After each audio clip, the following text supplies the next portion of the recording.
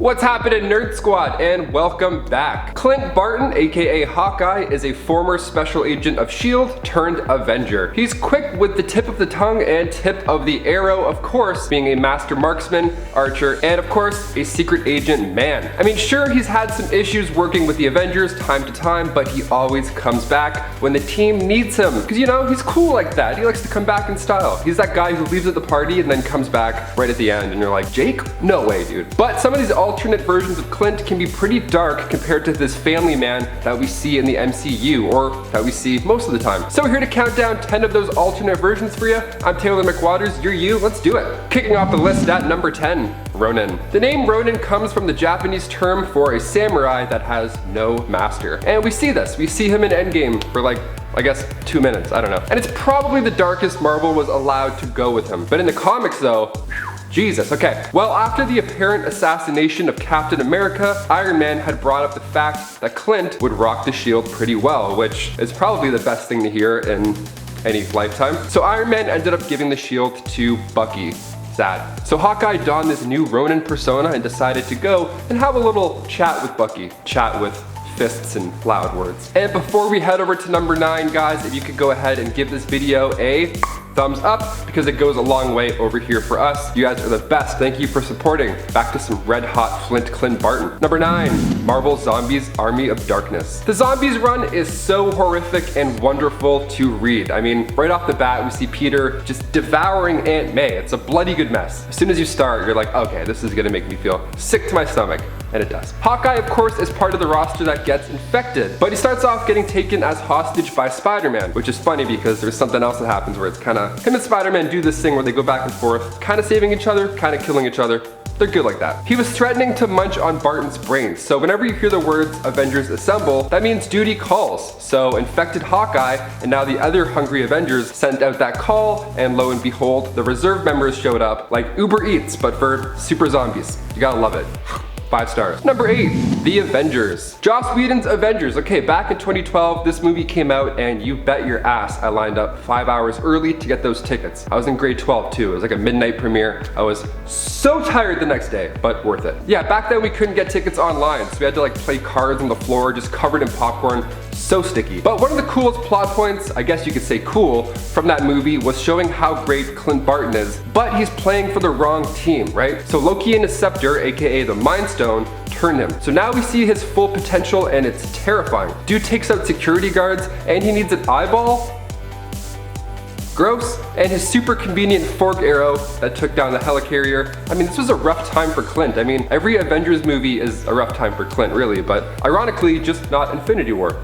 Until, yeah, gross. But it's not until Black Widow punches him back to normal where he sits and feels the guilt of what he's done to the team. The poor guy has never had it easy in the MCU. I mean, him and Bucky really should get a beer together. Oh my god. Just have a bro night, you know, sit on a glass patio table outside until like 5 a.m., blast some Motley Crue, just get the feels going, you know? Let's heal. Number 7, What If? Dark Reign. The What If series is a lot of fun. I mean, me personally, I'm actually looking forward to that Disney Plus show the most. I mean, that and Loki are like, the trailer looked so fun, and the What If series isn't always cool cameos and fun alternates. Sometimes it opens up with Hawkeye saying the words, I'm going to kill Norman Osborn. Okay, so how do you not read that, right? Hawkeye approaches Norman, and at this point, Norman has Nick Fury's job, right? Like, he even makes it sound like he's untouchable when he's talking to Hawkeye. That is, until an energy deadening vibranium arrow interrupts him by getting shot in his face. Right eye, to be more specific. Clint has gone rogue, but how did this happen in the first place? Why did he need to do this? Well, after the Skrull War, S.H.I.E.L.D. was dissolved, so that's what happens. Number 6, Age of Ultron. This Avengers storyline is a lot darker than the MCU version, and also water is wet. This is one of my favorite comics ever, okay? It starts off with the stakes raised right off the bat. Hawkeye is front and center on the title cover,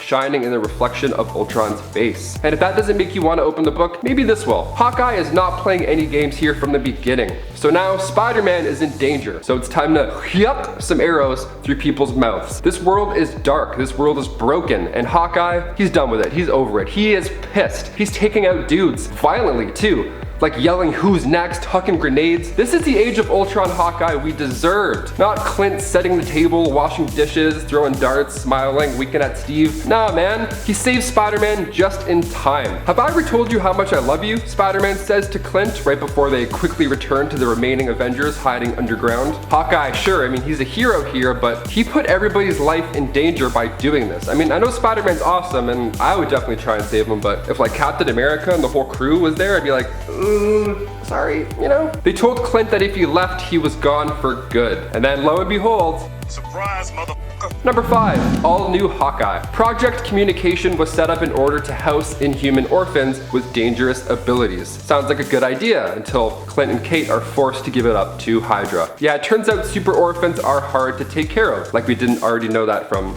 the other amounts of universes. So now we have this alternate future where the two of them split up for like 20 years. It's very sad. These alternate futures are so sad. They're all so sad. I mean, Clint's closest friend is his dog, which, I mean, in my opinion, it's better than a cat. It's better than a cat. I don't know. No offense to cat people, but dogs are better. Yeah, he's retired and he spends his days hanging out with Lucky 2. That's the name of the good doggo. And then after 20 years, Kate shows up and now she's Hawkeye. She is running the show while Clint watches shows. She's killing it, but of course she needs Clint's help to go and kick Mandarin's ass and save those super kids. And then one of the subjects ends up getting killed by Maria Hill. Yeah, like I said, dark. And then of course they talk and regret splitting up for all those 20 years. That's why you guys gotta be ride or die, man. You can't be bobbing in and out. Number 4, Ultimate Marvel. The Ultimates are a wild time. I mean, Wanda and her bro are way too close for comfort. Spider-Man and Wolverine go Freaky Friday. And Clint, well, let's just say after his family gets murdered, he has a few choice words for Black Widow. Yeah, it's awesome. So this team of mercenaries broke into Clint's house and straight up just murdered his wife, Laura, and 3 kids.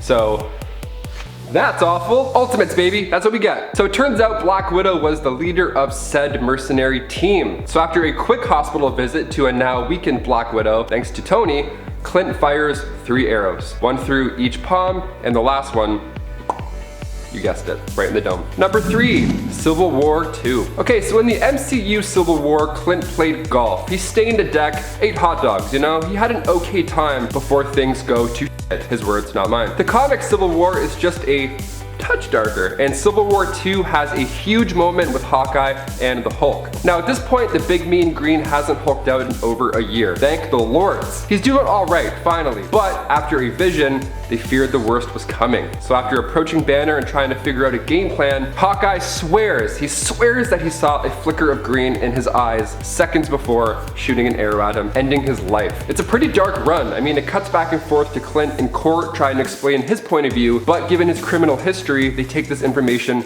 with a grain of salt. Number 2, Old Man Logan. Set 50 years into a dark future, we find Hawkeye blind. This is a world where superheroes are like dead or blind, mostly dead. But yeah, Clint isn't having an easy go in this time. I mean, the guy can still drive, although he's blind, so that's pretty badass. Meanwhile, I can't even parallel park on an empty street. So Logan needed some cash to pay off Hulk Gang for rent. Hulk Gang, yeah, you know, that's a thing. Super normal gang as well. You should check out who made the Hulk Gang. Check out their parents. It's good stuff. It's a treat. Clint gets hired by Hawkeye to help navigate his blind ass in delivering this secret package. So mysterious, so good. So Hawkeye gets Logan in a hot mess. So now they're heading to New Babylon, which used to be Washington. Things changed. So one of Clint's 3 ex-wives, the daughter of Spider-Man, Tanya, had a daughter with Clint named Ashley, which is this world's Spider-Woman. So this package ended up being a bunch of super soldier serum vials, and it was this big setup that resulted in Clint's death. It's a great story. I mean, especially if you liked Logan. If you like that movie, there's a lot more here that they're allowed to play with, obviously, than the movie rights. They even released a prequel for Clint's story alone in this world, simply titled Old Man Hawkeye. Answers a few of those questions, one being the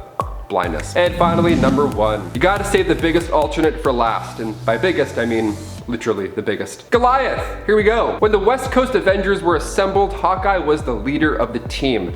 for a little bit. That is until they thought that the US agent would be a better replacement for said leadership. So Hawkeye just keeps getting replaced, right? So he thought, no sweat, I'll just steal some pin particles and we'll see who the biggest fish in this pond is after all. I love this version. I mean, sure, it's not the darkest, but he's willing to go this far, all because he's not leading a team. Yeah, it turns out size does matter, especially when you're saving Natasha. And before we finish up here, it's time to head to some of the comments. These ones come from one of our last rodeos from Top 10 Weirdest Hulk Romances. Okay, first comment comes from Trex Advent. They say, apart from Black Widow and the Hulk, which one of these Hulk romances do you think should take place in the MCU? Honestly, I feel like we're gearing up for Hercules, right? I think by the time the She-Hulk show takes off on Disney Plus, we'll have some Thor Love and Thunder Hercules introduction, and then the universes will just do this, as they always do, and they'll be the new power couple. I also think that Bruce will retire by the next Ensemble movie for sure. That's just a little prediction. And Brad Parton says, I'm offended. I look nothing like Star Fox, and I am nothing like him. Other than that, I love this list and this channel. Well, Brad Parton, you have changed my outlook on all Brads. I used to hate all Brads. If your name's Brad, just know that Brad Parton saved your entire legacy. Thanks for the kind words, Brad, and for being a good sport. We love it. And the last comment comes from Hunter and Logan Gaming. They say, to the early squad reading this, sending viral hugs to everybody that needs it. Always stay safe, my dream. I back that message enough to end this video on it. You guys are the best. I'm Taylor McWatters, you're you, and we'll see you next time. There's a link at 1:30. There's a good screenshot. It's from Endgame where he's with the hood. And before we head over to number 9, guys, I'm not gonna clap, blow the eardrums out. Get the feels and get the heels. Motley Crue. I changed it from Drake. I was like, you know what? I had a Motley Crue morning. Let's do it. Try this again, folks. Here we go. Got the morning brain farts. I think so.